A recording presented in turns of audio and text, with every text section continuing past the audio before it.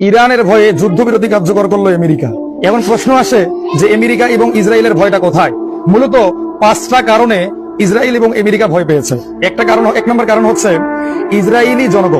Israeli জনগণ যেভাবে নেতানিয়াহুর বিরুদ্ধে স্লোগান দিতেছে এবং যেভাবে নেতানিয়াহুর পদত্যাগের দাবিতে ইসরায়েল উত্তাল হয়েছে, তাতে আসলে নেতানিয়াহুর পদত্যাগ হওয়ার সম্ভাবনা 100%।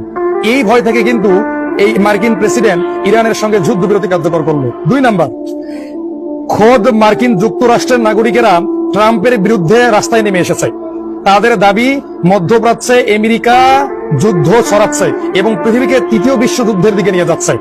এই যে ডোনাল্ড ট্রাম্পের ভয় যে মার্কিনেরা যদি আমার বিরুদ্ধে বিদ্রোহ করে এবং আমি যদি ক্ষমতাচ্যুত হই, তাহলে তো ইসরায়েল রাষ্ট্রের অস্তিত্ব ইরান রাখবে না।